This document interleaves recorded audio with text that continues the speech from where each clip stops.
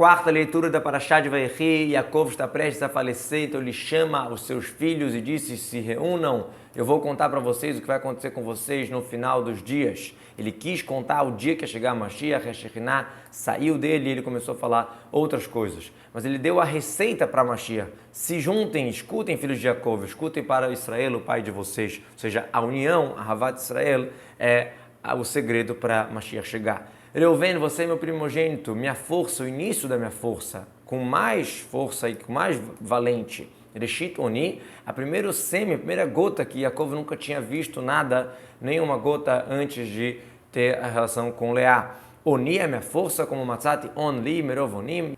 Yeter Seet, você deveria ter essas coisas a mais sobre os teus irmãos, por exemplo, sacerdócio, Keuná, que iam ser descendentes de Reuven. Por isso que Seet, linguagem de Nesiut, capaz de levantar as mãos, que é o Birkat Kohanim. E também mais Az, que é mais força, mais valente, que é a realeza. Osle Malko, o que causou você perder essas vantagens de primogênito, que os Kohanim iam ser seus descendentes, os reis iam ser seus descendentes. Então, Yaakov continua explicando. Por conta de você ser apressado como a água, então você não vai receber essas partes a mais, que você subiu no leito do seu pai, e aí você profanou o leito, a cama que você estava sobre ele. Pachas Kamaim, essa pressa, essa agilidade que você se apressou em mostrar a tua ira, por conta que Yaakov tinha colocado a sua cama principal na tenda de Bilhá, então igual a água ela corre, você também se apressou em mostrar seu desaprovamento, então por conta disso você não vai receber essas coisas a mais. O que foi que você fez? Que você subiu na cama, como a gente falou, que é a história de trocar a cama de Yaakov. E a Shekhinah, ela estava sobre a cama, ou seja, tinha um motivo de Yaakov colocar ali, então você estava profanando aquilo, não era uma brincadeira. Pachas é o substantivo da agilidade, da pressa, por isso que a musicalidade está em cima, tá? Pachas e não pachas, e por isso que está com patar nas duas palavras, nas duas letras, e não metade kamatz, metade patar, como se fosse no passado, se fosse no sentido de se apressou no passado, seria pachaz, e não pachas, seria metade patar, metade kamatz. Yetzui, linguagem de deitar, como a gente conta matzim, que a gente arruma a cama com lençol, então por isso chamado de Yetzui, o leito. E vários psukim falam essa linguagem, eres Yetzuai, etc. Shimon e Levi, irmãos de Yaakov, os utensílios que eles usavam foram roubados. Como assim? Shimon e Levi tinham um conselho junto sobre Shem para matar todo mundo e também sobre Yosef, que um homem falou para o outro, vamos matar. Quem foi que falou isso? Não foi nem Reuven nem Eudá, porque eles não queriam matar. E se fossem os filhos das escravas também, eles não tinham tanta raiva do Yosef, porque ele era amiguinho deles. E Sachar e Zvulun, que eram os menores, não iam falar perante os irmãos mais velhos. São obrigados a falar que era Shimon e Levi, e por isso o pai deles está chamando eles de irmãos, ou seja, a duplinha para vários assuntos. Klei Hamas, essa profissão de assassinar, esse tipo de ato é roubado na mão de vocês. Isso é da bênção de Esav, isso não é de vocês roubaram isso, não é o papel de vocês. Mecheroteem, as armas que estão na mão de vocês. Saif, linguagem de grego, é mahir, que é um tipo de espada, um tipo de faca. Outra explicação, Mecheroteem, na terra que vocês estavam morando, vocês se comportaram como Hamas, com os utensílios de roubo e tal, como a gente falou. Mechorotair, e o Modotair é o chamado lugar onde a pessoa nasceu. Então vocês se comportaram com essa profissão roubada na terra onde vocês estavam. No segredo de vocês não vai vir minha alma, na congregação de vocês não vai ser especificado o meu kavod, que na ira de vocês mataram um homem e na vontade vocês arrancaram um boi. O que seria o segredo? É o ato de Zimri, quando se juntou a tribo de Shimon para trazer a Midianita perante Moshe, e todo mundo estava falando, essa aqui é proibida ou permitida? E se você falar que ela é proibida, quem te liberou a filha de Yitro? E na verdade não tinha nada a ver, porque Moshe casou com a filha de Yitro antes da entrega da Torá. Então diz Yaakov, eu não quero que meu nome seja lembrado nesse pecado tão forte da tribo de Shimon, tanto que lá fala Zimri, Ben Salu, Nessi Beitavla Shimoni, não fala que ele é filho de Yaakov. Bikhalam, quando eles se reuniram, quando Korach, que é descendente de Levi, da tribo de Levi, quando ele vai juntar todo mundo para reclamar de Moshe e de Aaron, não quero que meu kavod seja especificado lá, que meu nome não seja citado, quando está escrito Korach, Ben Yitzhar, Ben Kehat, Ben Levi, não fala Ben Yaakov. Mas no Divrei Yamim, quando fala sobre que os Leviim que cantavam e tal, fala lá dos filhos de Korach, lá está escrito sim, Ben Israel, lá sim cita o Yaakov. Al-Tehat Kevodi, não será especificado o meu kavod, kavod é linguagem de masculino, E por isso aqui está querendo falar sobre o próprio kavod, né? Como querendo dizer que o kavod não vai ser falado sobre eles. Assim a gente encontra também Lotechad etam bekvurá, que na ira deles eles mataram um homem. Que seria o homem? Ramor, que era o chefe, né, da cidade, o prefeito e as pessoas de Shem, e para eles eram considerados como um homem só, para eles era a fichinha. E assim a gente encontra em Mitzrayim, no Egito, Sus verochvor amavayam, o cavalo com seu cavaleiro Hashem jogou no mar. Então eram vários, não era um, mas usa a expressão de um porque para Hashem é fichinha. Esse é o Midrash.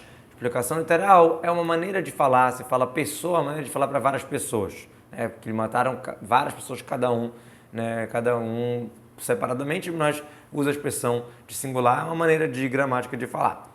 Então, na ira deles, mataram qualquer pessoa que eles estavam com raiva, né?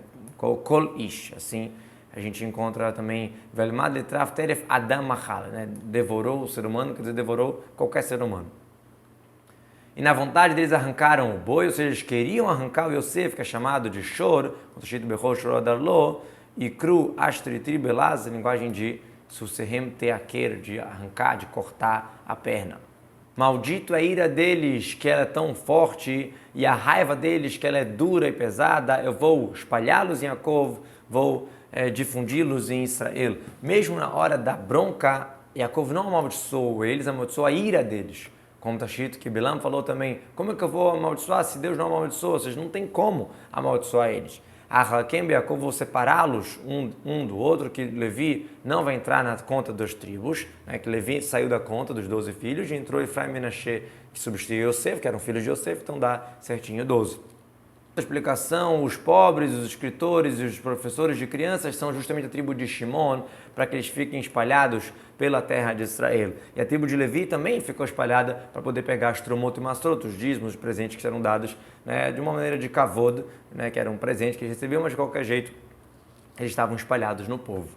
E Eudá, agora Yaakov se vira para falar do seu quarto filho Eudá. Você, vão concordar com você os teus irmãos, a tua mão vai estar na nuca do teu inimigo, ou seja, vai estar virado para ti, fugindo, e vão se curvar para você os filhos do teu pai.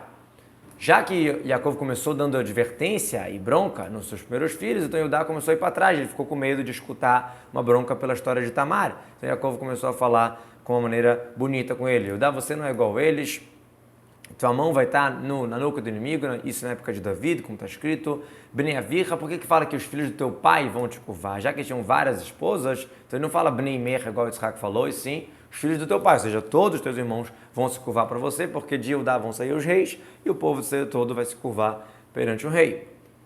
Um filhote de leão, Eudá, você subiu de devorar, você deitou como um leão e como outro tipo de leão que eu vi, quem vai levantá-lo? Gurari, sobre Davi está querendo falar aqui no início, ele era um filhote quando ele estava com Shaul, o rei, e ele era quem resolvia as coisas na guerra, e no final ele virou um areia, um grande leão, quando ele virou rei. Isso que o único traduz, Sheltoni Rebestiruia, no início vai ter um governo e depois é uma coisa mais forte. Miteref disso, você saiu daquilo que eu desconfiei, de Tarof Taref Yosef, de devorado Yosef, que eu desconfiei, talvez os irmãos tinham matado o Yosef. Então você saiu dessa, levantou dessa. Alita, você subiu, você saiu dessa, porque você falou para os irmãos, qual o sentido da gente matar ele? Vamos vender ele. E assim também, quando a Tamar, ela podia ter sido morta, então Yehudá foi lá e assumiu, não, foi de mim, né? Então, outra por isso, o mérito disso, na época de Shlomo, vamos estar deitado como um leão, que ninguém pode mexer, vocês vão estar com tranquilidade, que ninguém vai mexer com os judeus. Não vai sair Shevet, o cajado, ou seja, a liderança de Eudá, o Mechokek Ben Raglav, aquele que estipula as regras dentre os seus pés, até que vai chegar para Shiloh, e para ele vão se juntar os povos. De Davi em diante, né, não vai deixar de ter liderança da tribo de Eudá, que são os líderes das Galiodas e ilhas de Bavel, que eram quem dominavam o povo e botavam regras, então, como se tivesse o Shevet, né, como se tivesse um cajado, uma lei, né, que eles eram responsáveis pela realeza, mesmo no exílio, para cuidar dos judeus. Mechokek Ben Raglav são os alunos, os líderes da terra de Israel, os futuros sábios de Torá, até que vai vir Shiloh, o rei Mashiach, que a realeza é dele, como uma tradução do Onkelos, Midrash Haggadah, Shiloh, Shiloh, um presente para ele, como está escrito, Shaila Morá, um presente para o que teme. Então, até chegar Mashiach, sempre vai ter a liderança na tribo de Eudá. Para ele vão se juntar os povos, a Sefat, a minha reunião dos povos. O Yud, aqui de Ikhat, ele é é raiz, ele faz parte da palavra, igual ifaterra, e às vezes ele cai. Tem algumas letras em hebraico que faz parte da raiz da palavra, mas também não toda palavra é daquela conjugação, daquele verbo, daquela palavra vai ter aquela letra. Então, são chamados de karnofer, é raiz, é parte, mas cai. Por exemplo, o nun de nogef, de nosher, o alef de arvati, os nichem, ivchat herev, asur, shamen, então a mesma coisa, ikat amim é a reunião dos povos, e a palavra ikat às vezes pode aparecer com outra conjugação sem o yud e também é o mesmo sentido.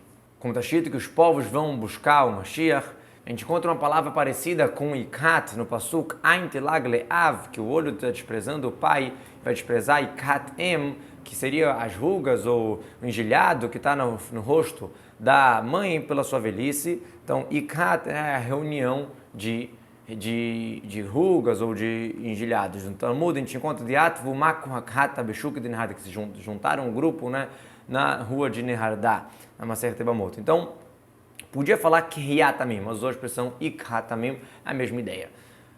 Vai amarrar para a parreira o seu filhote de burro, e para Soreká, e para o galho da parreira o filho do jumento, e vai lavar no vinho a sua roupa, e no sangue das uvas a sua roupa. Tudo uma maneira de falar, né? Tudo uma maneira poética.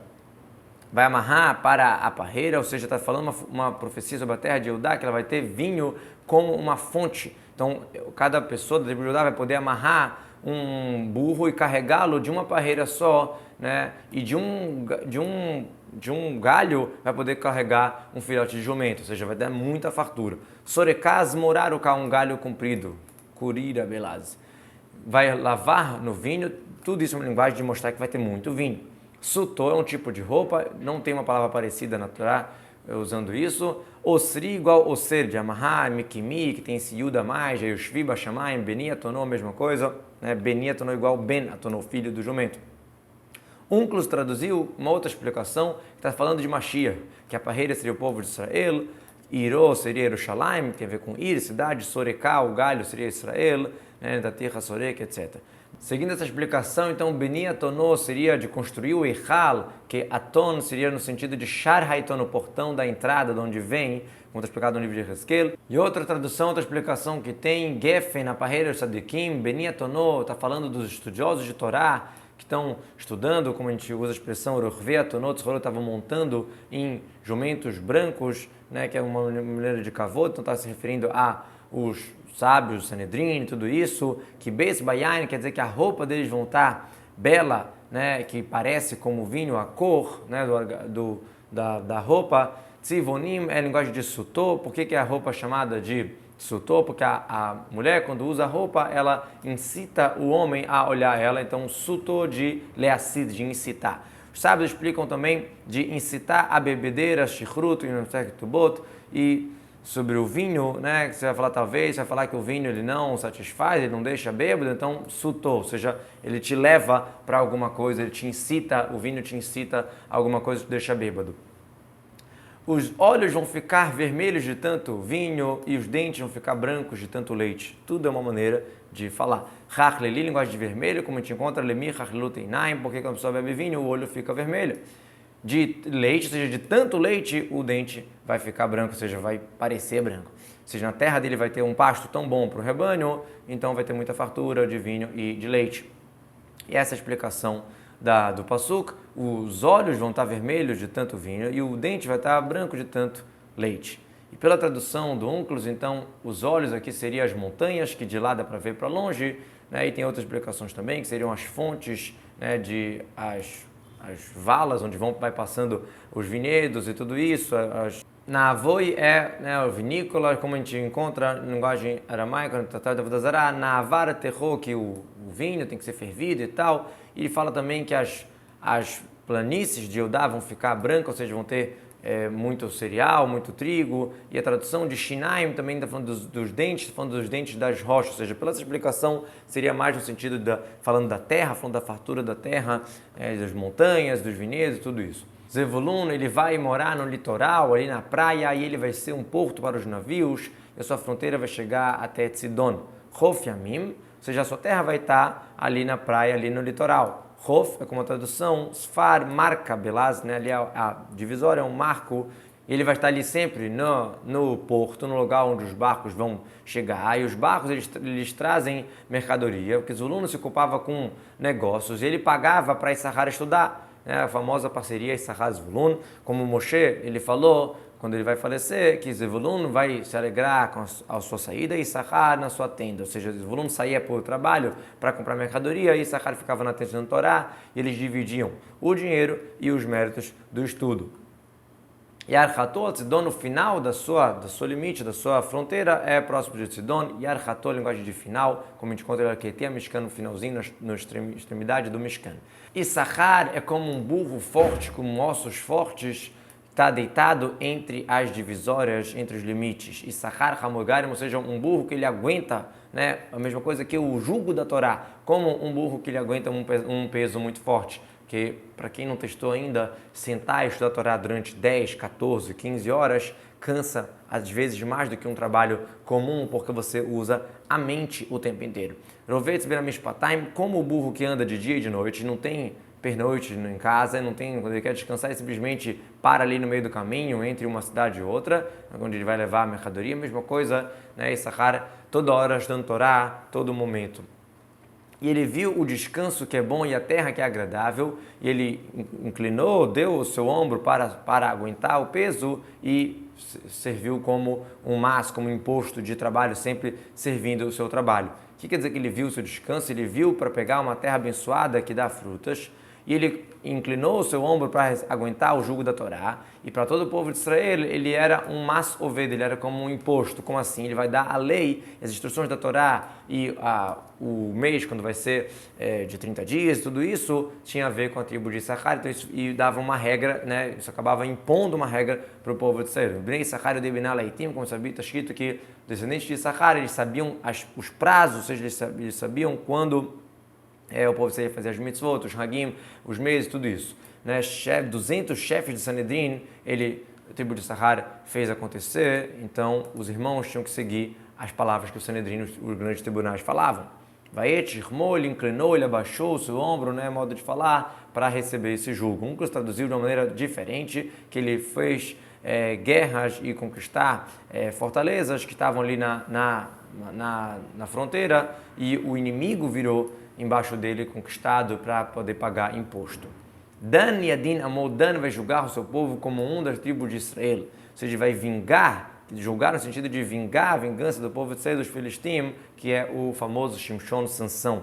Como um das tribos de Israel, ou seja, todo o povo de Israel vai ser como um com eles, vão estar unidos e a todos eles vão vingar e proteger. Sobre Shimshon está sendo dita essa profecia. Outra explicação, como um, quer dizer como o especial das tribos que é Davi, que vem de Judá. Então, comparando Shimshon com o rei Davi. Que Dan vai estar como uma cobra sobre o caminho, Shefifona Leora, também é uma maneira de falar da cobra sobre o caminho, que ele morde o calcanhar do cavalo e com isso ele derruba o cavaleiro que está montado nele para trás. Shefifon é Nahash, é cobra, diz Urash, por que ele é chamado de Shefifon? Porque ele, quando ele vai morder, ele no chefe, ele sopra, ele faz aquele barulhinho, como está explicado, vai estar até chufendo Akev, lá na história de Adão e Eva e a cobra. Anosheri Veisus, assim é o caminho da cobra, né? Ele não precisa atacar a cabeça, não precisa ir lá na frente, ele vai aqui e morde o calcanhar e derruba o cavaleiro. E ele comparou ele à cobra, né? Exatamente, que sem tocar ele ataca a pessoa. Mesma coisa em Shimshon, está escrito que ele pegou as duas colunas que seguravam o prédio, a casa que ele estava, e ele simplesmente matou aquelas pessoas que estavam em cima do teto, que ele nem teve contato direto com eles. Né? Que ele simplesmente arrancou a estrutura do prédio e caiu tudo, todo mundo morreu junto com o Shimshon. Um que traduziu que Rive Hurman, que é uma espécie de cobra, porque não tem cura para a sua picada, que é o Tzifoni, é chamado de Hurman, porque ele faz tudo herem, ele acaba com tudo. E que fitna é feten, né, de fazer uma emboscada, né, de ficar ali esperando para atacar. Lixo aterrak vita Hashem, para a tua salvação eu esperei Hashem. Isso aqui era uma profecia que os filisteus iam furar os olhos de Shimshon e ele ia pedir, Deus me lembra os meus méritos, as minhas coisas boas, e me dê força só mais uma vez para vingar dos filisteus. Então essa reza, Yaakov já estava fazendo uma alusão, lixo aterrar para a tua salvação eu espero Hashem.